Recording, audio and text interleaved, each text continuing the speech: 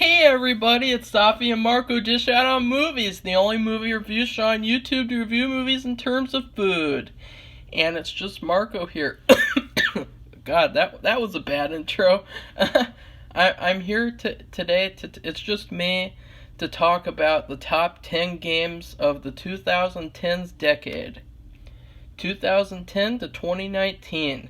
And now first, I'd like to emphasize I did not play all games. I only played like 70 something, I don't know.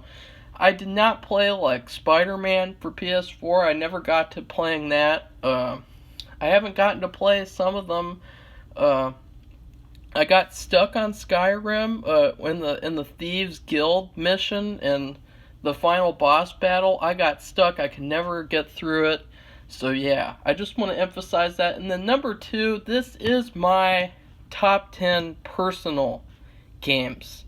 This is not like me saying, oh, I'm better than you and I know the truth about what top 10 best games are the best games. No, this is not that. This is me talking about the past decade in terms of my experiences, in terms of my personal choices.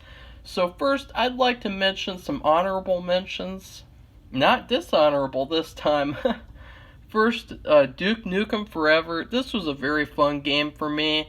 It's a trashy weekend rental from Blockbuster. You know, it's that type of a game. It's not very good in terms of, well, everything. But I had a blast playing it. I thought it was very fun for what it was. It was kind of trashy though, so it just didn't make the cut. Same with Tron Evolution. I thought, what a great idea to make an actual video game on PS3 to play Tron. And it was actually very fun. I really liked the multiplayer. I played the multiplayer a lot. I never finished the story. So yeah, just didn't make the list. Catherine Full Body, that's my next honorable mention.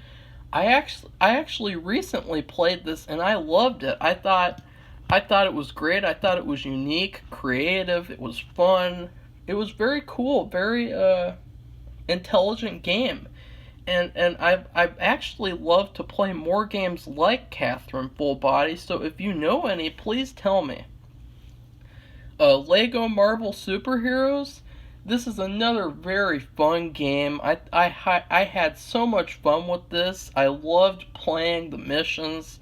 I loved just going around the city doing side missions and such with these heroes. The one thing that stopped it from being in the top 10 was it soon felt like there was nothing to do.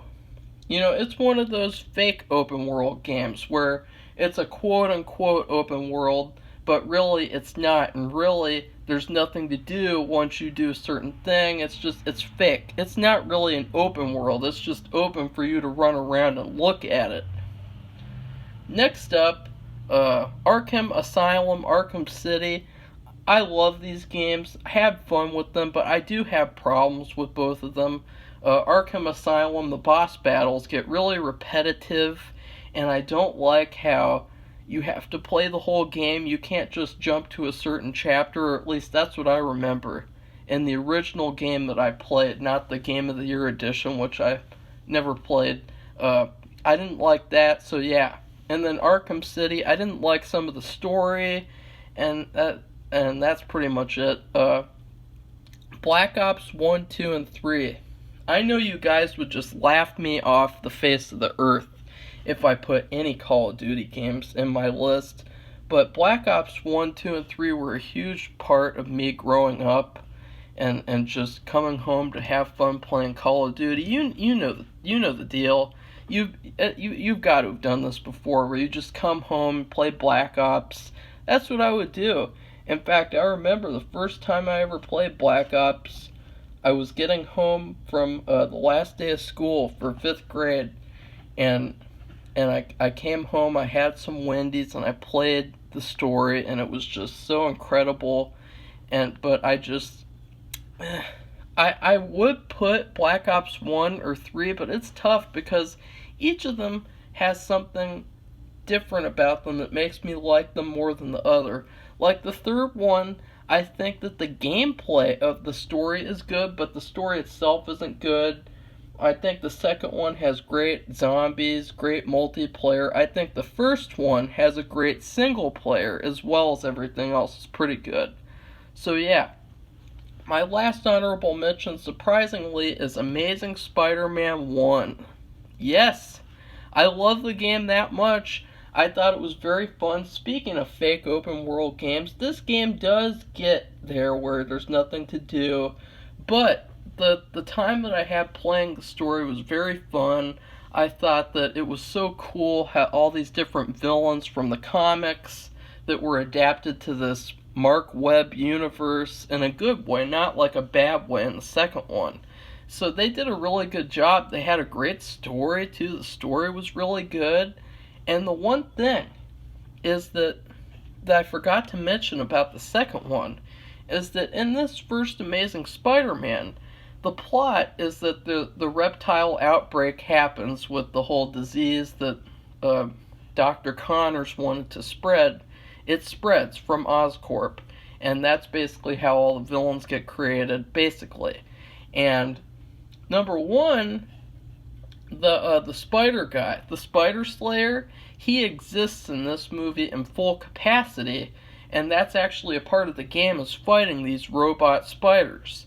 And so that was a big epic fail on the second one, was even having that sort of pretend to be like the movie when they already had him as full Spider Slayer in this game.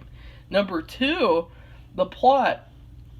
Basically what happens is Spider-Man's blood is the cure to the disease of the reptile disease. So, in the second one, it makes no sense why Spider-Man would not give his blood to Harry. I thought that was a huge mistake. Again, the second one is a piece of shit, and it really steps all over this great first game. I mean, it's probably one of the best movie games ever made, if not the best movie game. Now, for my number 10, Bulletstorm. Yes, Bulletstorm is a game everyone forgot about for some reason. It is a mediocre story. It's got a lot of cliches, but the main character, he's kind of like Wolverine. Like, he sounds exactly like Wolverine, I from what I remember, and he's a really cool, fast mouth, loud mouth Joker type of a character, and the story was mediocre, but the villain was really cool. He was this military general, and he was kind of like the sergeant from a Full Metal Jacket, and he was really good, but the boss battle at the end was terrible. And one thing though I loved about this game that made me actually put it in the list was the mechanics and controls. There's a mechanic, probably the greatest fighting mechanic ever invented in video game history of this past decade, where you kick an enemy up into the air and it becomes slow motion and the bullets fly and you just shred these enemies to pieces.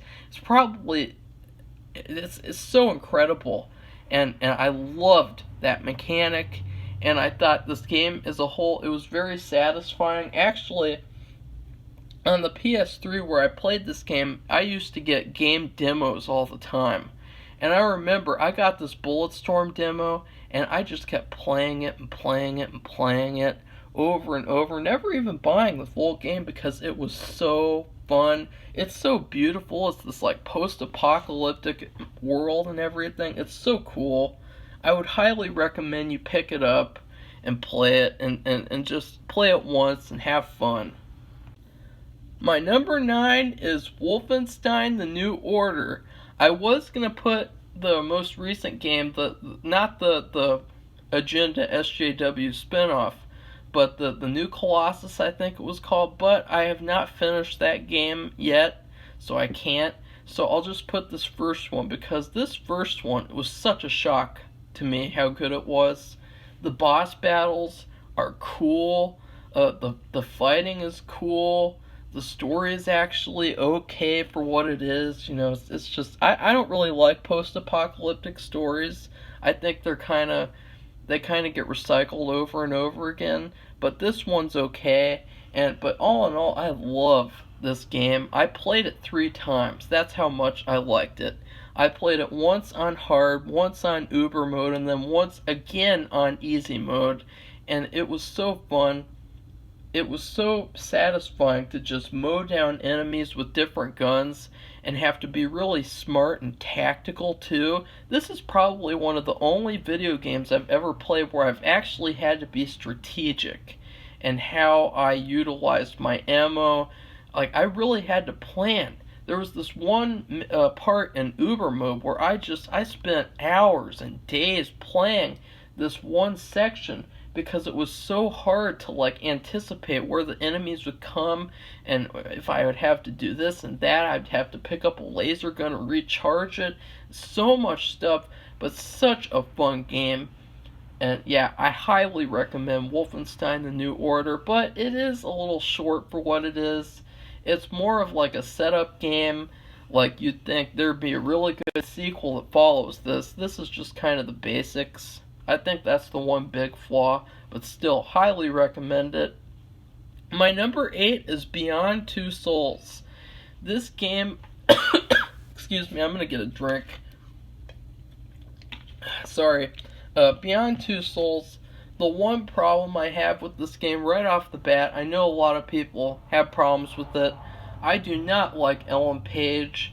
I think that her character is a complete crybaby, and like, she's constantly whining about everything, kind of like Emily Blunt and Sicario, and so I don't really like her, but I love the story, I love the other characters, and I love the whole aspect of how it's kind of a superhero story in a way, and it's got a great villain too. That's another thing.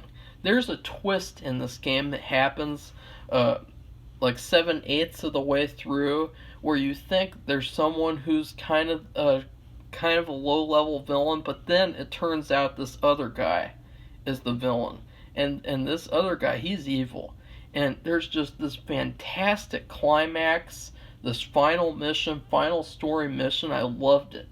And then this game really succeeds in having a balance in a lot of different ways. I played Heavy Rain and I could not finish it because it was so dark and depressing and so superficial too. And it put me in a mood. But this game, it had a balance.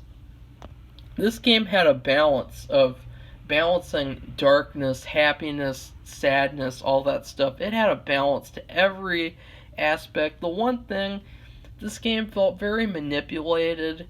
It felt like you're in Saints Row 4, where it's like a simulation, because there's this quote-unquote open world, but then it's not really open.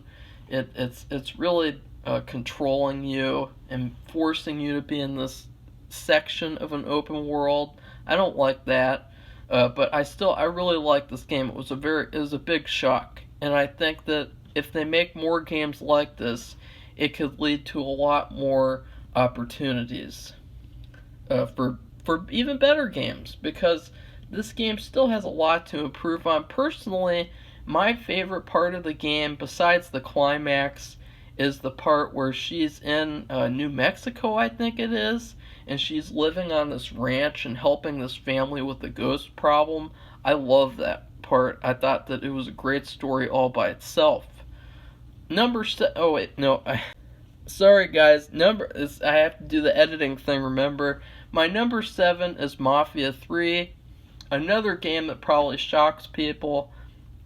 I don't blame you for not taking me seriously from having Mafia 3 on here, but I actually really enjoyed it for what it was. I did not pay attention to the story. In fact, the cutscenes, they were so boring that I was actually considering not finishing the game, and so I actually skipped through all the cutscenes and I just forgot about the story and focused on the gameplay, because the gameplay to this game was so cool and so action-packed. In fact, there's this one memory, I just love the aspect of infiltrating these warehouses full of enemies and having to do certain things to kill them and smartly take them out, instead of just being thrust into this world where you shoot everything in sight. You have to be smart. And there's this one time that I can remember that was very fun, where I was in the doorway of this warehouse, and I literally just whistled and lured out every single enemy in the whole building, and I stealth killed them all. And that was so fun and so cool. Again, besides the story though, that I have a problem with being crap, and sorry, it's just a crappy story. It's just bleh. This is another fake open world game. There's pretty much nothing else to do. The car variety is very limited in terms of the luxury cars, like the cars that you can buy. They're very limited. I don't like that. There's practically no side missions or other things to do. Uh, and also, there was one particular mission, a boss battle, where you have to drive around this area and wait for a car to arrive for you to assassinate someone. And I thought that mission was very difficult to accomplish. I thought it was very tough. I didn't like that mission. I think that that could have been improved. But overall, I love this game. The gameplay alone is probably even better than GTA 5. And you can take that. Take that, quote it, clip it, put it wherever you want, because it's true. The gameplay in Mafia 3 is better than GTA 5. My number 6 is Far Cry 3. This is another game full of awesome gameplay, but also a great story, and also just a rich and beautiful world. A true open world. And this game, it had a great villain, it had a great story, but the one thing that I didn't like was all the quick time event battles, boss battles. I hated those, but everything else I loved. In fact, there's one mission that I really enjoyed where you have to burn down this weed farm, and they have Bob Marley playing in the background, and that was so creative and unique. And so yeah, I really like Far Cry 3. It's everything you could ever want in an action game.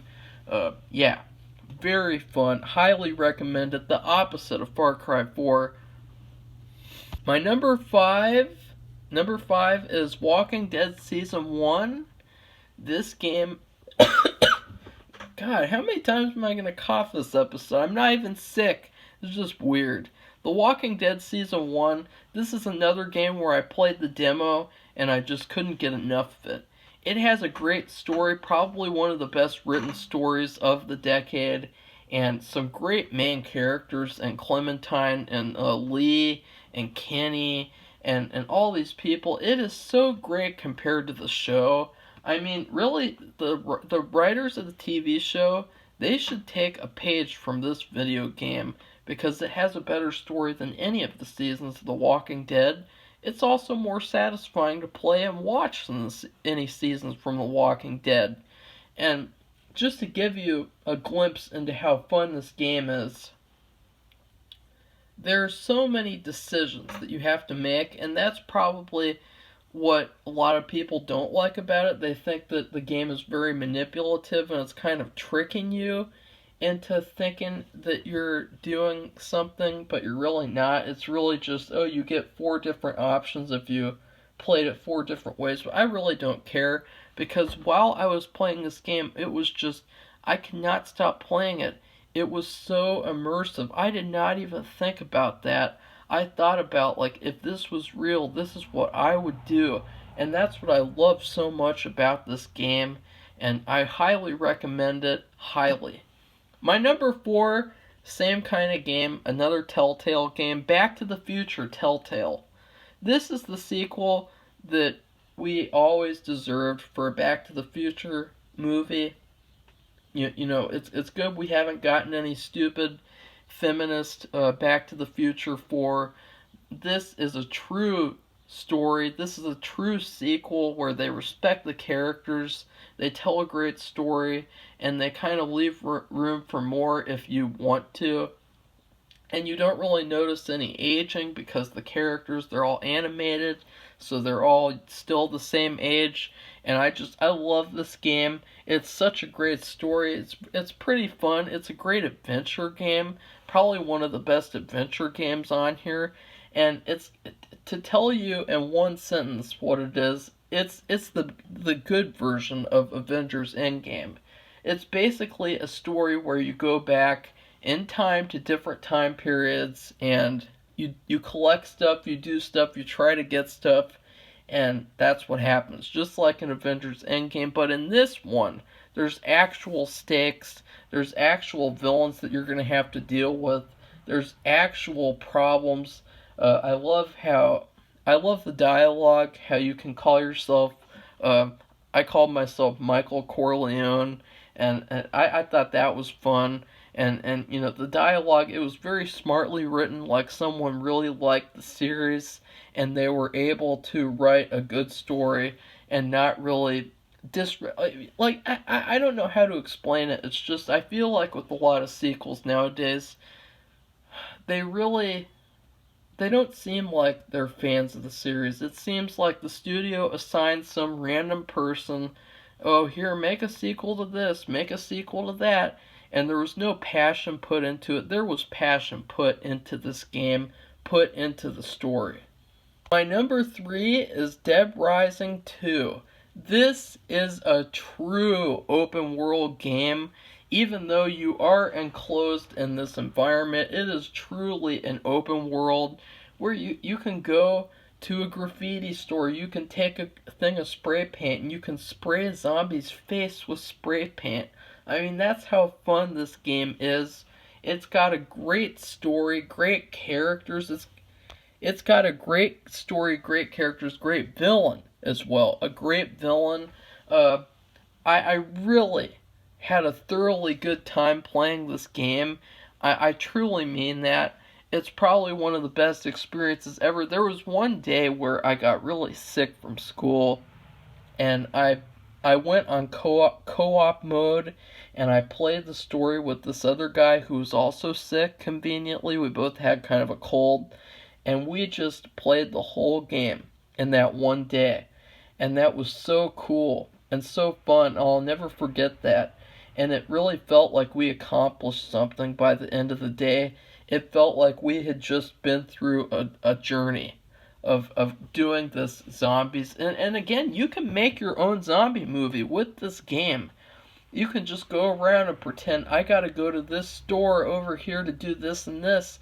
I gotta go to this place, do this, and this is how I'm gonna kill the zombies to get there. Like, you can create your own story just roaming around having fun. There's never ending zombies. This game is the good version of Dawn of the Dead. This is the apex of what Dawn of the Dead should have been. And I don't say that as someone who hates Dawn of the Dead, the film. I'm saying that as someone who had problems with it, and I think that it left room for improvement. And this game is the best version of what that could have been. My number 2 is LA Noire.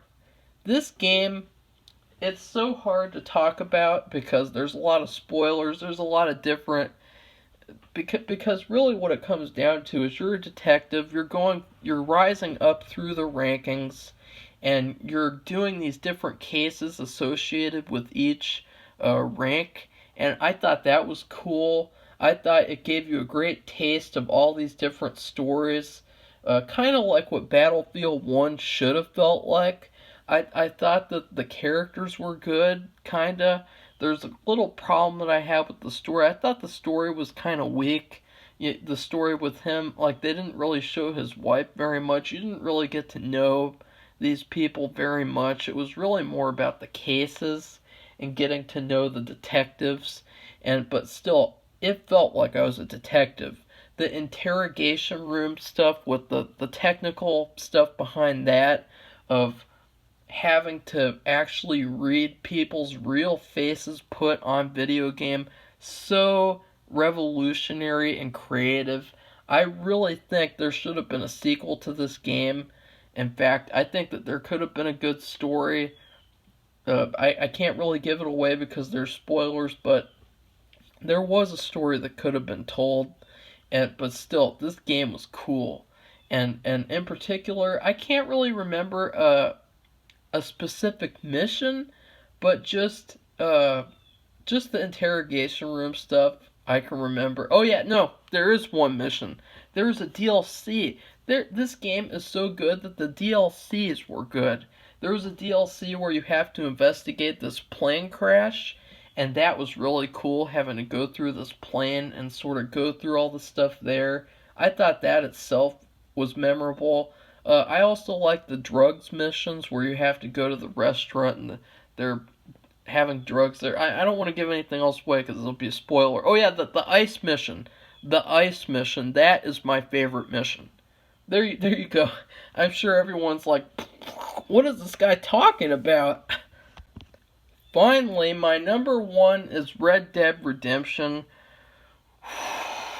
Where do I even begin? I don't have any flaws with this game. What?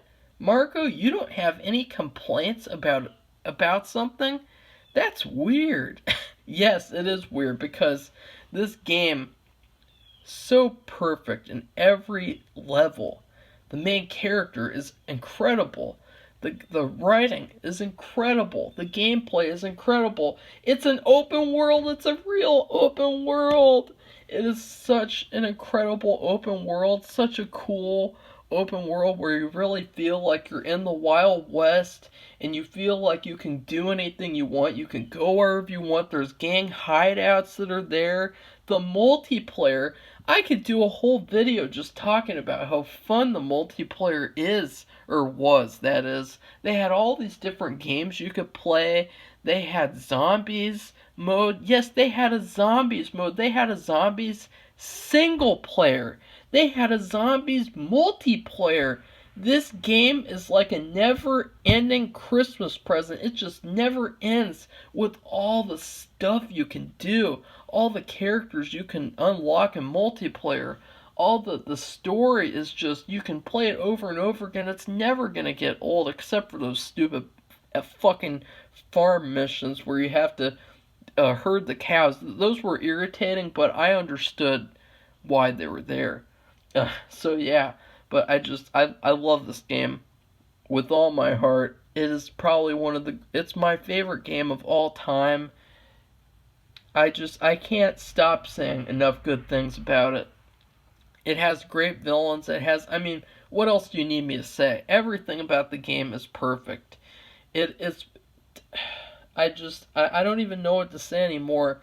The train, going on the train, driving the train, so many fun memories that came from this game. There was one time where I went to Armadillo and I just stood there killing everyone in town and I saw how long I could survive and I ended up surviving until I was wanted for like $5,000 or $2,000, whatever the maximum amount was.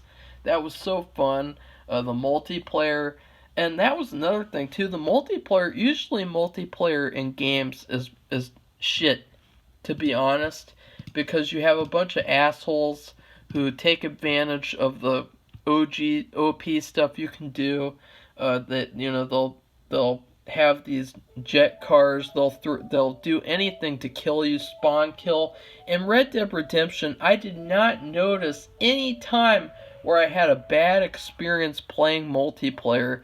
In fact, there was one time where I was in there was actually strategy involved too, with fighting different people.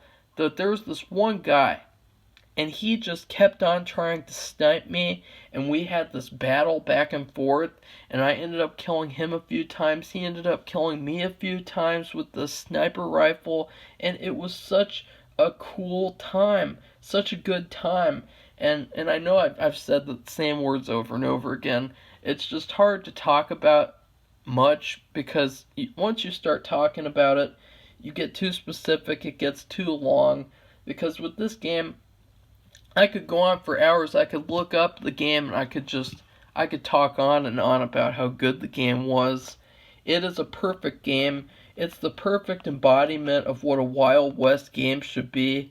It is so much better than the second one.